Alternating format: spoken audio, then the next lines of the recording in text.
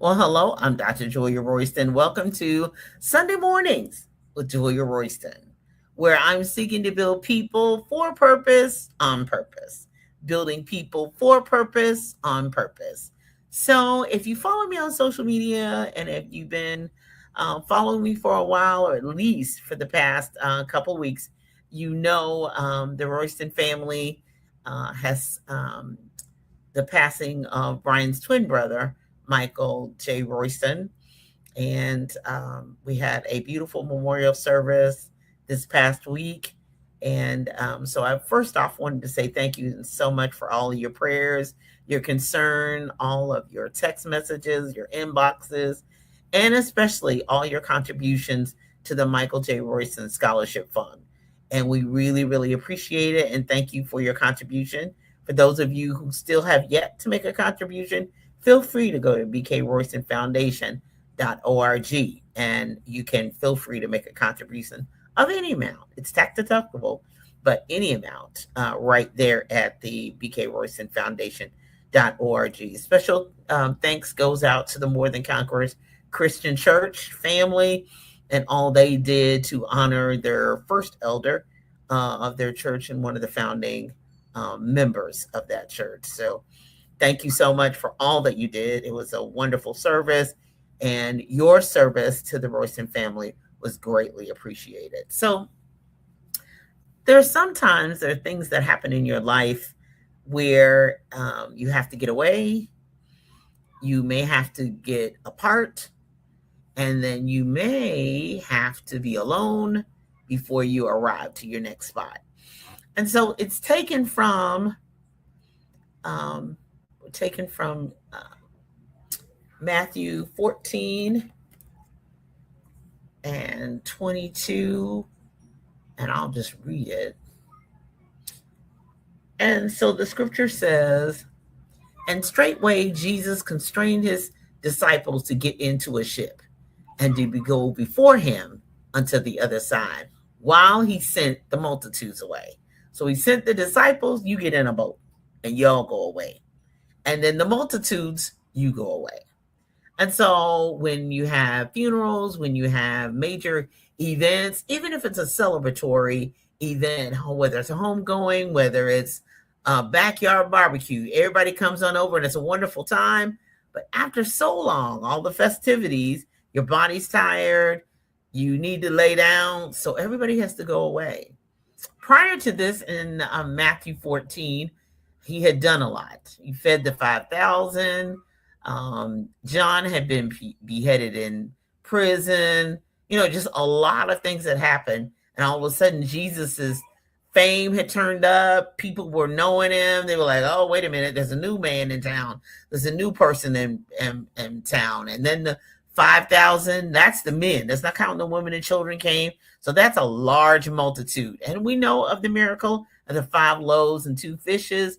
Bring them hither to me. He break it, multiplied it, and all of the things. So it could have been 15 to 20,000 people that he fed that day with that little boy's lunch of 5 loaves and 2 fish.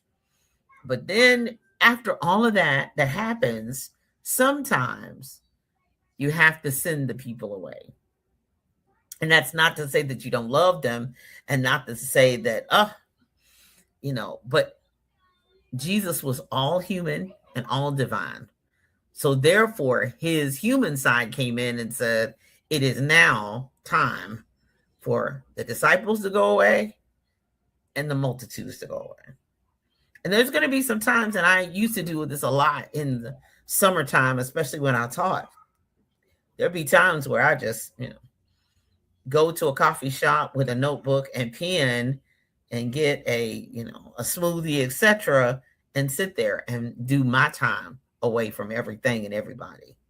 Because it's hard for you to really focus and really think in the midst of handling business, serving other people, having people ask you questions. How can I help you? How can I help you? Oh, and how can I help you?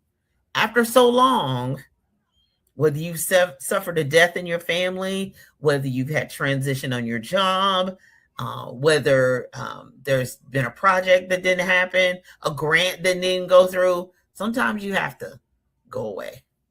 You have to, be by yourself and have some time for clarity, restoration, and focus. I always tease people all the time. I said, after so long, I have to kidnap Brian Royston. And this time, after suffering such a great loss, physically lost, he's not lost. It's a physical loss for us. He said, please kidnap me. So therefore, I know that is always a signal and a clue for me that I need some time away. So Jesus himself, being all human and all divine, he still needed to send the disciples away, put them on a ship, and then sent the multitude away. Y'all got to go back home. I cannot just physically tend to y'all's needs 24/7. And then in Matthew 14:23, he went up into a mountain apart to pray. Now, we love congregational prayer where we're all praying and petitioning God at the same time. Now, God doesn't have any problem hearing everybody's prayers at the same time. But sometimes you can't focus on your prayer. Now, if you come from where I came from, there'll be some people with screaming, some people hollering, some people may be mumbling, some people may not be praying out loud at all. But that's a lot of commotion. That's a whole lot going on. And sometimes if whether you're ADHD or not, sometimes you need to go pray by yourself. I knew some people, our church was large, so sometimes they could go way over in a corner by themselves and pray and have their prayer journal so Jesus modeled it for us. He went up into a mountain apart to pray. So sometimes you have to get away. You have to send the other people away. Sometimes you have to go apart to pray and to focus and to pour your heart out to God and ask him. And then when it was all said and done, after everybody left and he'd gone apart, he found himself. That's the last part of verse 23. He was there alone. Now, I know a lot of people who require, I got to have people with me. And I have no problem with, let's have fellowship. Let's go eat a meal. Let's get pizza and some brownies, the whole 9 yards. But then there are sometimes I don't want to be with people. They told me I'm an ambivert. So I'm part extrovert, which is always with people talking, running my mouth. And sometimes I'm an introvert by myself. But ambivert is I'm a little bit of both. And there are times where, I love people, but sometimes I need my alone time. Sometimes I need to be able to think and focus and hear from God myself and not necessarily be influenced by what you think is a good idea compared to what is a God idea. And then finally, the famous, even James Cleveland penned the song, Master, Peace Be Still, Master, the Tempest is Raging. And that's when the disciples was on the ship. But Jesus, he arrived, but he didn't arrive the same way. He didn't get there the same way because he had been up in the mountain to pray apart from everybody else. He was there alone. It was he and God conversation, but he arrived with the disciples, but he came a different way. He came in walking on water. That's when it was dark, and then the winds and the waves and all of that arose. And then Peter said, if it's you, Lord, bid me come. And he started sinking. Oh yeah, it was a big major production. But then he arrived. So we don't fully all know. In Matthew's account, it doesn't tell us all what he was asking God for. He doesn't tell us all what God was telling him to do and what was all being imparted into him. So sometimes it's private. It's a private affair. It's an individual affair. My first pastor used to say, it's an individual affair, not only just for salvation, but for this journey period. It's individual. You need God for yourself. And sometimes it's not a group activity. It's not, we on the journey together. We are, but there are sometimes you got to send other people away. Sometimes you have to be apart from other people to pray, to think, to focus, to hear from God for yourself. And then there are times where you have to be alone, even if you're apart. Because sometimes you set yourself apart, but you can still hear echoes and other people saying stuff and people calling you and texting you. Ooh, then you don't feel like you're fully alone because they're still communicating with you, even if you don't answer. There's notifications, beep, going off. You got to be alone. But know this, you will arrive. They came into the land of Gennesaret. They all got there, but they came different ways.